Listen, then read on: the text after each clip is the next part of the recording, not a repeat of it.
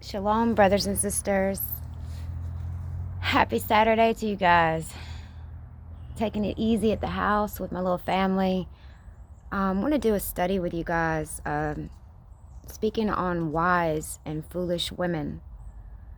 Brothers and sisters, we know that foolish women tend to use, I would say, flattering, seductive, smooth words. She's always in the wrong place at the wrong time by choice now. She goes to a place where it's easier to stray. She dresses promiscuously, like a prostitute, if you will.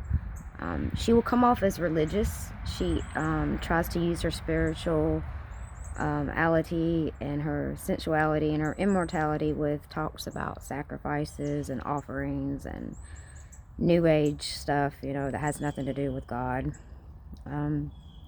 Most of the time, this woman will not be satisfied with a mate that God has provided, rather than looking to God to fulfill the deepest needs or the longings of her heart. She will focus on what she does not have and looks to others, basically, to meet those needs, rather than pouring her love, attention, and devotion upon her husband. She invests in her heart alone, her energy and efforts in another man. All of this you can find, this speaks of, Solomon warns us in the book of Proverbs. She is crafty in her intent, the inward attitude that produces the outward manifestation. She will most of the time be loud and stubborn. She will never, she does not exercise restraint or self-control. She is headstrong and defiant against God's laws and against the obligations of mortality. She's not content with being at home family most of the time. She's always wanting to be, the center of attention. It's all about validation. She cannot exist in this world without other people's validation. She's usually aggressive in her relationship to men. She is consumed with physical and temporal values rather than which is enduring. She is indiscreet. She talks freely about intimate subjects that should be reserved with a conversation of a husband or a husband-to-be, except she will make it publicly, like social media, for example. She does not understand the nature of true love. True love is giving, not getting. And you'll see a lot of women complain and act this way. She will be a taker rather than a giver. She seeks intimate gratification. Immediate gratification. It's all about her, and you must recognize that. She fails to think about the long-term consequences of her choices. She will indulge in what she thinks is secret sin, from family, friends, if she has a husband, forgetting that God sees her true heart. Through others, are responsible for their own sins. She uses her influence basically to bring them down rather than building them up.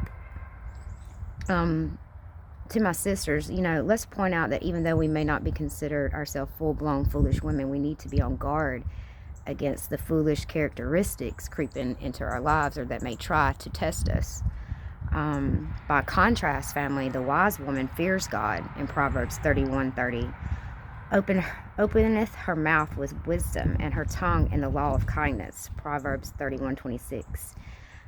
The wise woman is content to be a keeper at home. Titus 2:5. This does not mean she never leaves her house, but her focus and her bulk of her attention is on her home and family. She loves her husband and children. Titus 2:4. Is more focused on the inward character than the outward adornment in 1 Peter 3:3-4. Is modestly attired. 1 Timothy 2:9.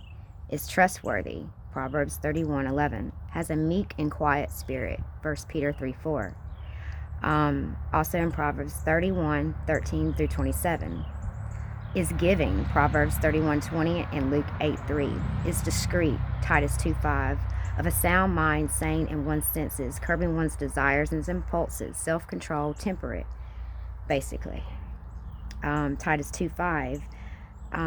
Pure, from the faults. Basically, that means being clean. Builds up instead of tearing down always. You're never going to see a woman of God tearing down others. There's a difference in building people up with truth. Sometimes the truth may feel like a double-edged sword, and it's going to pierce to the bone and to the marrow, and it may hurt. But that what many people don't understand is that is building up of the kingdom of God, is standing in truth. But these people will be all about slander and gossip and be malicious, and they're never building up anybody. They will only focus on building themselves up. That is the most important. It's like a self-care, it's all about me, glorify me. The wise woman will also be praiseworthy. Proverbs 31:28-31. Another vivid contrast between the wise and the foolish woman is also in Proverbs 9, family, if you want to take the time to read that. But we should always strive to be a wise woman and not a foolish woman. Remember the 10 virgins, when the Lord returns, we want to be ready and prepared for him. We don't want to be caught unprepared and caught in sin and caught treating others like crap and glorifying ourselves while we should be glorifying God.